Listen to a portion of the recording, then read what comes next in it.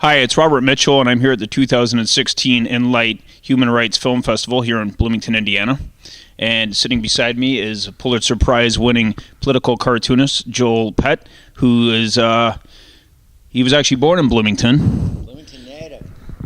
I guess, so, which would lead me to my first question.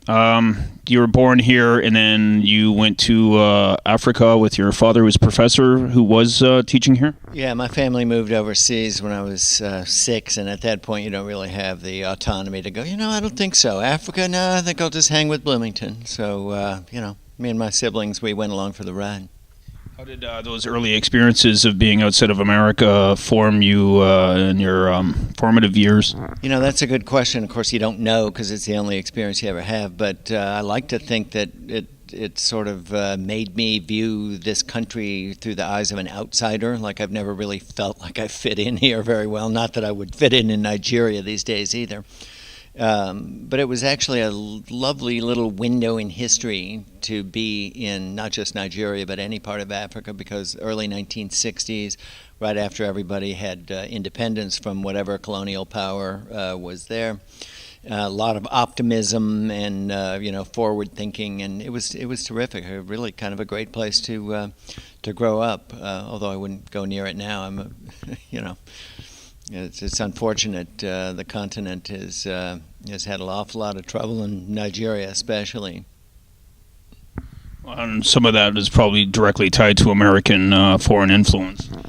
Well, maybe. It's hard to know. Once there's a colonial power and then they're removed, if things go to hell, you don't know who to blame. It's just like the people who are now saying, we should have left Saddam Hussein in Iraq. It couldn't be any worse, which there may be some kind of truth to it, but it's a difficult truth to swallow, especially if yours is the country that's being that's under the yoke of oppression, if you will.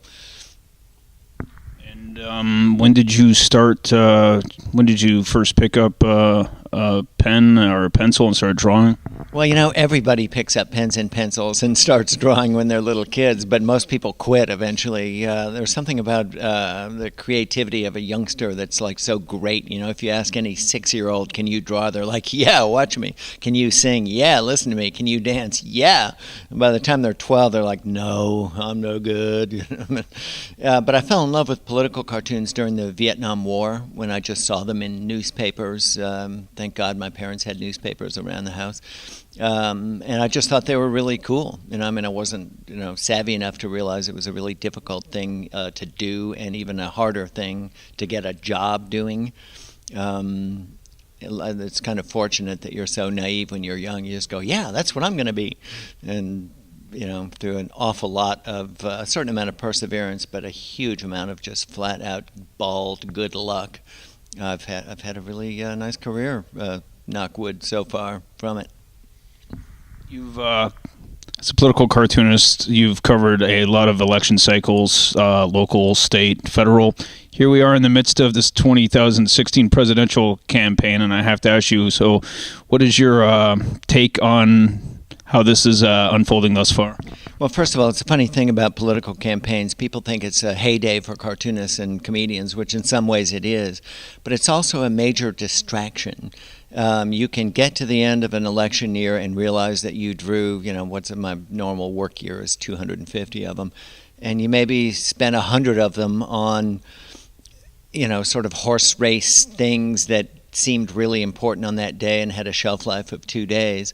And you didn't do anything about world hunger or not educating girls or global warming or, you know what I mean? Mm-hmm. And it just seems like, it's easy to get caught up in that 24/7 news cycle where you think, oh my God, Jeb Bush dropped out. I got to say something about this. When really, how much news is that? Everybody knows it. It's just not that important. So it's a two-edged sword. It does make it easy. There's a lot of low-hanging fruit. You get a guy like Donald Trump. Now that he's a serious threat, I actually don't think Trump cartoons are wasted, because it's kind of important for people to have him revealed for what he is, not that they're paying any attention. But yeah, it is, a caucus is pretty close to a circus. This is what they had in Kentucky today. Presidential election is obviously very important, but as you were saying, there's stuff that's happening every day that just kind of just gets swept off the front pages, and people aren't talking about it because, oh, Trump said this outrageous thing today. Yeah, that's exactly right. And it's not just election years. It's to some degree a function of the cable news cycle. It needs to be fed that monster every half an hour, and they're going to find something to feed it. And of course, their game is we need eyeballs or clicks on the website or whatever. So we need stuff that people want to see. Well, who wants to see news about refugees? Nobody.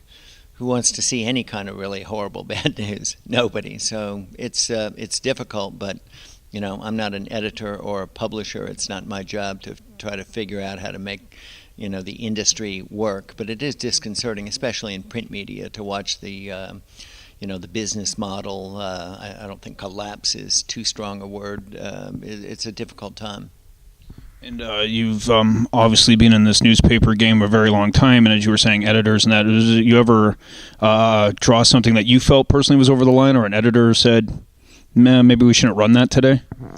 Well, it so happens you're asking that on a very interesting day. In my 32 years, I've had only about 4 of them killed, but 3 of them have been in the last few months. So I am at loggerheads at the moment with my current publisher, who's a terrific, nice guy, but we have completely different politics. And in some ways, if he's offended by the stuff that I do, he's kind of part of my target audience. And he sees his job differently than the other people who have come before him.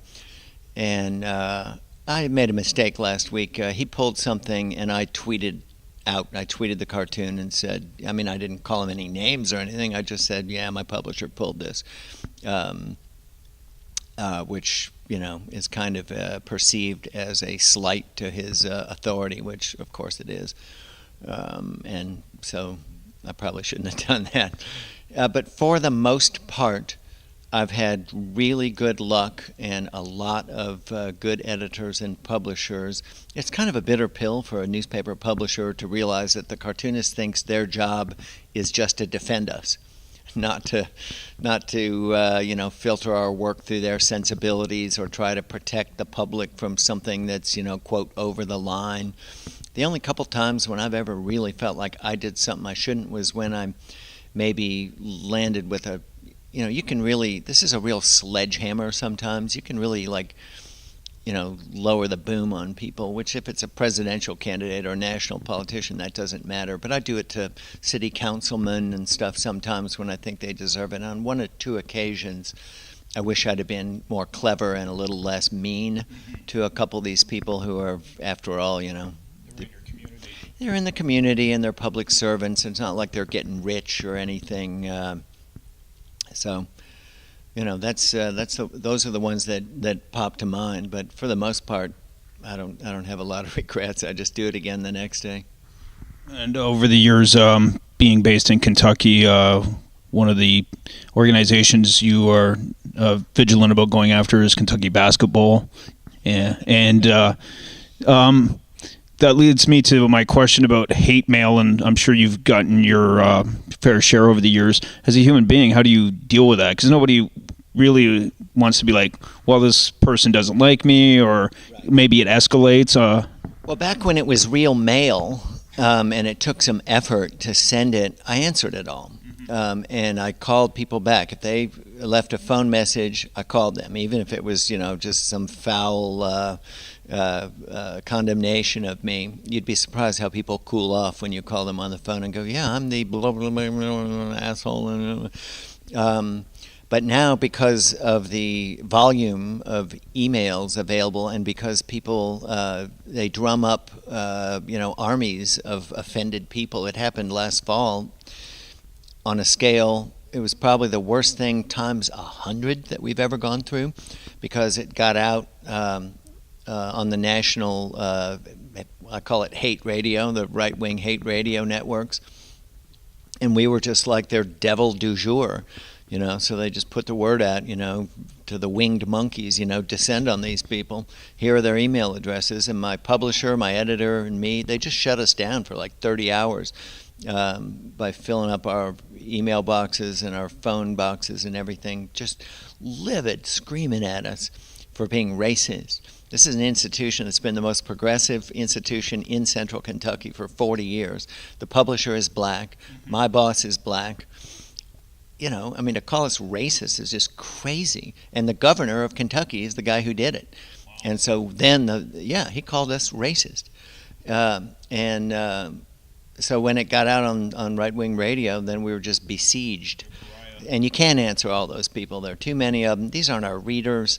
These are just people that were in other states that have been, sort of flash mobbed by their local, right-wing hate radio DJ. But still, if I get a letter or a phone call from somebody who's an offended reader, I try to answer with a letter or a phone call or an email when I can. It's not as easy as it used to be. And most people, they don't have my platform. There's a lot of angry people out there about a lot of different stuff. And it's a real privilege to have the soapbox. So it's not that hard to answer a few letters every once in a while. And the way to disarm them is agree with them. I don't pick fights with them. Somebody says, you're the worst artist and you got the tiniest little walnut brain ever. I can't believe you even have any job, much less this job. And I just write them back and I'll go, well, I'm starting to believe that because that's not the first time I've heard it. I guess I better be good around here so I don't lose it because you're right, I'd probably never get another, just something, Most people just want to be heard. I was wondering, when I started looking into all your activist work, you're on the board of a couple of different things. One is the Political Cartoonist Rights International. Could you talk about how you started working for that organization and what some of the stuff that you are doing with it? Yeah, first of all, I got to admit, I'm not super active about it. I am the president of the board of directors, but I sort of lend my name and sign things and make calls and write letters when I'm instructed to by the guy who does the volunteers who do the real work. Cartoonist Rights Network International, CRNI, looks out for the rights of cartoonists in other countries where the worst thing that can happen to you here is you get fired. You can still draw stuff and put it on the internet, but around the world, it's a different matter. An awful lot of regimes of different stripes do not really appreciate, shall we say, satire, much less criticism, much less ridicule. And they crack down on people.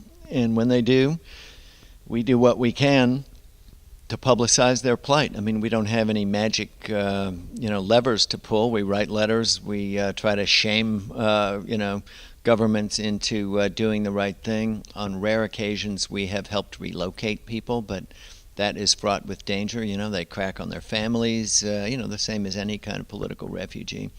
So, people in this country, we really need to treasure the freedoms that we have because you can't take them for granted. Well, you have to push the envelope. I know, you do have to. Is there any current people that we should be aware of that isn't getting any kind of national or international attention?